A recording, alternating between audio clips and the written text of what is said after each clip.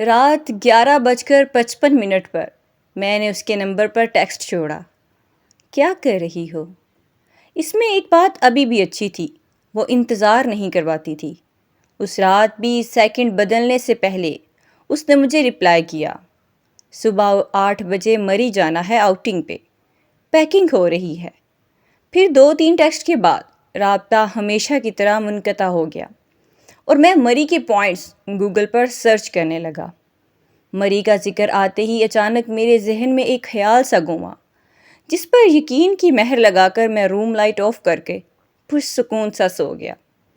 صبح 4 بجے میری آنکھ کھلی تو میں نے فریش ہونے کے بعد ایک ہینڈ بیگ تیار کیا اور خود کی آئینے میں فائنل لک دیکھی۔ ڈائل بلو جینز پر ریڈ شرٹ کے ساتھ براؤن جیکٹ پہنے میں بالکل ریڈی تھا۔ جتنا وقت اسے اپنے شہر سے مری پہنچنے میں لگتا، مجھے اپنے شہر سے اس وقت کا 2 گنا زیادہ فاصلہ طے کرنا تھا۔ اسی لیے میں نے 4 بجے کا انتخاب کیا۔ مری جانے کے لیے میں نے اپنی بلیک پجارو کا انتخاب کیا۔ جس وقت میں مری پہنچا دن کے 10:30 بج رہے تھے۔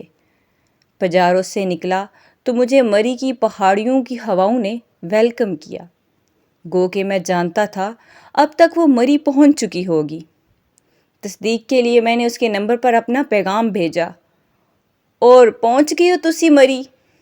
وہی فوراً سے رپلائی آیا، الحمدللہ۔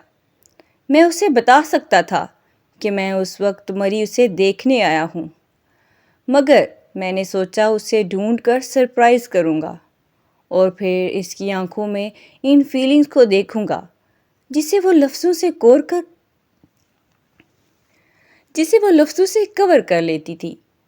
2 گھنٹے برف کی دبیز تہوں پر چلتے اسے ڈھونڈتے ٹانگیں اب شل ہو گئی تھیں۔ ایک چیز مس ہوئی مجھ سے، میں اسے یہ پوچھنا بھول گیا تھا کہ اس کا ظاہری حلیہ کیسا ہوگا۔ اب مجھے نادیدوں کی طرح ہر اس لڑکی کو دیکھنا تھا جو ابایا میں موجود تھی۔ ان 10 سالوں میں اتنا تو میں جان گیا تھا، وہ مری آنے کے لیے بھی ابایا کا انتخاب ہی کرے گی۔ میں مزید کچھ گھنٹے اسے ڈھونڈنے میں لگا سکتا تھا، مگر اگر یہ میں کر گزرتا تو بے وقوفی ہوتی۔ میری زندگی ہمیں بار بار موقع نہیں دیتی کہ ہم اپنی سانسیں اکٹھی کر سکیں۔ میں نے اسے اچانک سے سرپرائز کرنے کے لیے ارادوں پر مٹی ڈالی اور اس کے نمبر پر ٹیکسٹ کیا، مجھے مری کی وہ لوکیشن سینڈ کرو جہاں تم اس وقت کھڑی ہو۔ وہی جٹ سے رپلائی آیا، بس کچھ گھنٹے ڈھونڈنے پر تھک گئے۔ میں چونکا، مگر اگلا ٹیکسٹ مجھے برف کی طرح جماد گیا۔ ڈارک بلو جینز پر ریڈ شرٹ کے ساتھ براؤن جیکٹ، تمہاری نمونوں جیسی ڈریسنگ بدلی نہیں۔ اور میں پاگل ہی تو ہو اٹھا تھا۔ آخر کیا تھا اس لڑکی میں؟ ہر بار اللہ کے سامنے مجھ سے پہلے پہنچ جاتی تھی۔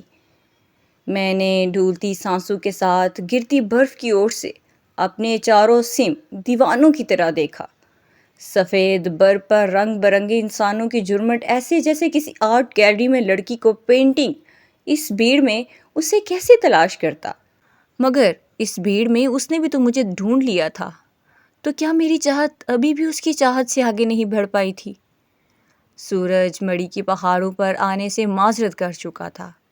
ایک چاند تھا جو دھڑلے سے آ نکلا تھا، اور مجھے اس چاند کے آنے کا ہی ڈر تھا۔ مجھے اس چاند کے آنے سے پہلے اسے ڈھونڈنا تھا، ورنہ ممکن تھا کالی رات کے سیاہ گھور اندھیرے میری قسمت میں لکھ دیے جاتے۔ میں نے ہار مانی اور سیل فون پر پڑی برف کے بالز کو جھاڑ کر ٹیکسٹ ٹائپ کیا۔ میں نے آج بھی کئی بار کی طرح اس کی منت کے رحم کی، مجھ پر رحم کرو، مجھے دکھائی دو۔ شاید وہ کھلکھلائی تھی جس کی گواہی آسمان سے گرتی بارش کی ننھی سی بوند نے دی تھی۔ ارے دیکھو تو شہزادہ ایک فقیرن سے رحم کی التجا کر رہا ہے۔ اس طنز پر اذیت کی چھری نے میری وجود کو کاٹا تو میری آنکھوں میں نمی تیرنے لگی۔ آنکھیں بند کر کے میں نے اس نمی کو حلق تک پہنچایا اور اس بار اس کے سامنے برسوں پہلے جیسا رویہ اختیار کیا، نہیں آنا تو مت آؤ۔